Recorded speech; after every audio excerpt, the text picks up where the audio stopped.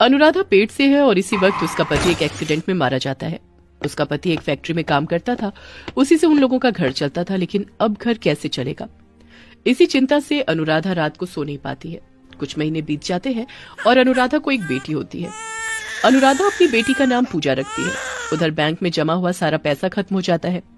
तभी पड़ोस वाली चाची अनुराधा से कहती है, अनुराधा अब तो कुछ न कुछ करना ही पड़ेगा, नहीं तो बच्ची को क्या खिलाएगी और खुद क्या खाएगी। लेकिन मुझे घर के कामकाज के अलावा कुछ आता ही नहीं है चाची। तू चिंता मत कर, मुझे सिलाई आती है, मैं तुझे सिखा दूंगी। अनुराधा सिलाई सीखने लगती है। कुछ ही दिनों बाद वो सिलाई सीख जाती है और अपना कुछ शुरू करने के बारे में सोचती है। लेकिन क्या करूं, व्यापार करने के लिए तो पैसा लगता है, मगर मेरे पास तो खाने के लिए भी कुछ नहीं है। तभी पूजा रो उठती है, अले ले ले ले, क्या हुआ मेरी बच्ची को, भूख लगी है, मगर तुझे मैं क्या खिलाऊं बेटी, घर में एक फूटी कौड़ी नहीं है। अनुराधा पानी लाती है और पूजा को पिला देती है और रोते हुए कहती है, अभी यही पी ले बेटी, मैं वादा करती हूँ एक दिन ऐसा आएगा जब तू जो बोलेगी मैं तुझे वही खिलाऊंगी। अनुराधा के दिमाग में एक आइडिया आता है। वो ब्रा पैंटी बनाकर बेचने के बारे में सोचती है। वो अपने आप से कहती है, अगर मैं ब्रा पैंटी की दुकान खोल दूं तो बहुत अच्छा बिकेगा और ब्रा पैंटी बनाने में ज्यादा कपड़े भी नहीं लगते हैं। अनुराधा ब्रा पैंटी बनाने के लिए कपड़े की दुकान में जाती है और कपड़े उधार मांगती है। मुझे कुछ कपड़े देंगे? अभी तो मेरे पास पैसे नहीं है, लेकिन मैं 2 दिन बाद सारा पैसा चुका दूंगी। मगर दुकानदार अनुराधा को भगा देता है। अनुराधा दुकानों में घूमती रहती है, लेकिन उसे कपड़ा नहीं मिलता। वो घर लौटती है और फिर अपने बिस्तर से चद्दर और अपनी शादी की मुलायम साड़ी निकालकर ब्रा पैंटी सिलने लगती है। पूरी रात काम करने के बाद 5 ब्रा और 5 पैंटी बनकर तैयार हो जाते हैं। अनुराधा का हाथ सिलाई में माहिर हो गया है। वो बहुत ही अच्छा और यूनिक डिजाइन बनाती है और फिर पूजा को गोद में लेकर वो उन ब्रा पैंटीज को बेचने के लिए निकल जाती है। वो मार्केट जाती है और रास्ते के ऊपर एक पॉलीथीन का टुकड़ा बिछाती है और पूजा को गोद में लेकर उसके पास खड़ी हो जाती है और चिल्ला चिल्ला कर खरीदारों को बुलाने लगती है, आइए बहन जी, ले लीजिए आपकी जरूरत की चीज, सस्ता इनरवियर। अनुराधा के बुलाने पर एक औरत उसके पास आती है और कहती है, बस यही है तुम्हारे पास और ज्यादा कुछ नहीं है? नहीं बहन जी, मैं बहुत गरीब हूँ, मैंने अपने हाथों से ये बनाया है, लेकर तो देखिए, ये लीजिए कि आपकी साइज में आ जाएगी। अनुराधा एक ब्रा और एक पैंटी उस औरत के सामने बढ़ाती है। उस औरत को ब्रा पैंटी का डिजाइन बड़ा पसंद आता है। अरे वाह, ये तो बड़ा यूनिक डिजाइन है, ऐसे डिजाइन तो किसी जाने माने ब्रांड के भी नहीं होते। वो औरत एक ब्रा और पैंटी खरीद कर चली जाती है। अनुराधा ने पहली बार जिंदगी में पैसा कमाया है, इसलिए वो बहुत इमोशनल हो जाती है और पूजा से कहती है, बेटी आज तुझे पेट भरकर खाने को मिलेगा।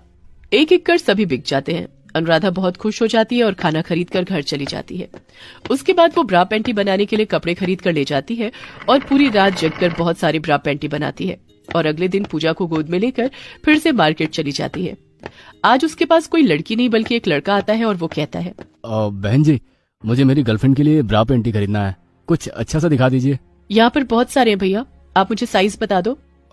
साइज के बारे में तो मुझे नहीं पता, रुकिए मैं अभी पूछ लेता हूँ। वो लड़का अपनी गर्लफ्रेंड से फोन पर बात करता है और फिर फोन रखकर अनुराधा से कहता है, आप 34C दे दीजिए। अनुराधा उसे 34C साइज का एक ब्रा देती है। ऐसे ही रोज अनुराधा के पास एक से बढ़कर एक अतरंगी से कस्टमर आते रहते हैं। अगले दिन एक लड़की उसकी सहेली के साथ आती है और सहेली को दिखाने के लिए महंगी ब्रा मांगती है। दीदी मुझे कुछ महंगा से दिखाइए। हाँ, ये लीजिए 500 रुपए की ब्रा। नहीं, इससे भी महंगी। बाप रे, कितनी महंगी ब्रा पहनती है रे तू। हाँ, सस्ती वाली मुझे सूट नहीं करती, दीदी आप दिखाइए ना। अनुराधा और महंगी ब्रा दिखाती है। ये लीजिए 1000 रुपए, और महंगी दिखाइए। एक एक करके अनुराधा 5000 तक की ब्रा दिखाती है।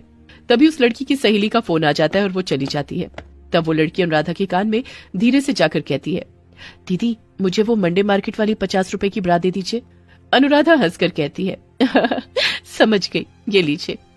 ऐसे ही अगले दिन एक और लड़की आती है और सस्ती ब्रा मांगती है। दीदी मुझे कुछ सस्ती वाली ब्रा दीजिए ना। ये लीजिए 200 रुपए, और सस्ती 150 रुपए, और सस्ती 100 रुपए, और सस्ती 50 रुपए, नहीं और सस्ती।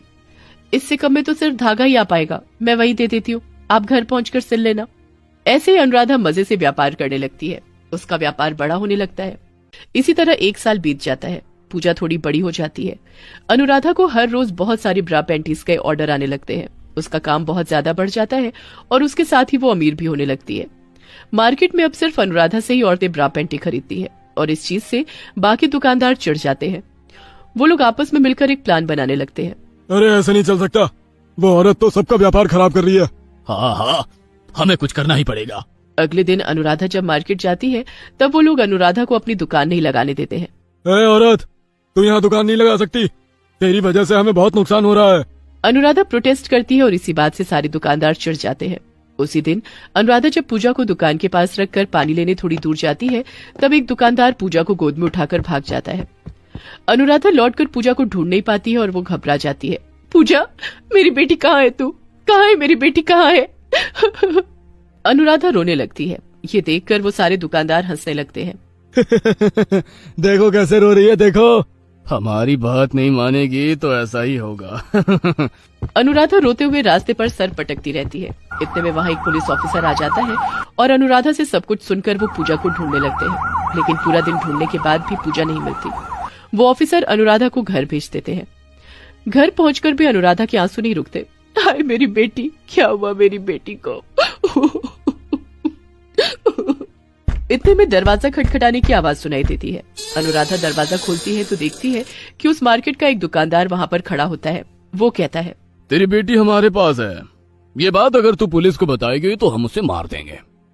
नहीं, मैं कुछ भी नहीं बताऊंगी, आप मुझे मेरी बेटी लौटा दीजिए बस। केवल एक ही शर्त में लौटा सकता हूँ, अगर तू वादा करेगी कि तू अब से उस मार्केट में ब्रा पैंटी बेचने नहीं जाएगी तब। अनुराधा शर्त मान लेती है। आखिर वो करेगी भी क्या? उसके लिए उसकी बेटी सबसे बढ़कर है। वो दुकानदार अनुराधा को उसकी बेटी लौटा देता है। अनुराधा पूजा को गोद में लेकर बहुत रोती है। उसके बाद वाले दिन अनुराधा मार्केट नहीं जाती है। सारे दुकानदार सोचते हैं कि अब उनकी दुकानों से लोग ब्रा पैंटी खरीदेंगे। ये सोचकर वो लोग खुश हो जाते हैं, लेकिन ऐसा नहीं होता। अनुराधा के व्यवहार और चीजों की क्वालिटी से सभी इतना प्रसन्न हो चुके थे कि अनुराधा को मार्केट में न देख वो लोग ढूंढते हुए अनुराधा के घर पहुंच जाते हैं। अनुराधा उन लोगों से कहती है, नहीं, मैं अब से उस मार्केट में नहीं जाऊंगी। वहां जाने से मेरी बेटी की जान को खतरा है। आज से मेरी ब्रा पैंटी की दुकान बंद हो गई है। तभी उनमें से एक औरत कहती है, अरे कौन कहता है कि तुम सिर्फ मार्केट में ही बेच सकती हो? ये देखो, नया ऐप आया है। इस ऐप के जरिए अब से तुम ऑनलाइन भी बेच सकती हो। तुम इस ऐप में दुकान खोल लो, हम यहाँ से ऑनलाइन खरीदेंगे। लेकिन मेरे पास फोन नहीं है। देखो अनुराधा, तुम्हारी चीजों की क्वालिटी बहुत अच्छी है, इसीलिए हम सिर्फ तुम्ही से खरीदेंगे। हम सब मिलकर तुम्हें एक फोन खरीद कर दे देंगे, ठीक है?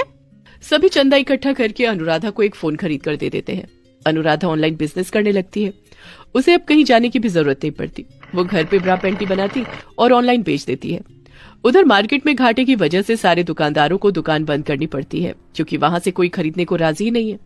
ऐसे ही उन लोगों को अपने किए की सजा मिल जाती है और अनुराधा अपने दम पर बिजनेस में सक्सेसफुल बन जाती है। अगर इच्छा हो और हिम्मत हो तो कोई भी कुछ भी कर सकता है।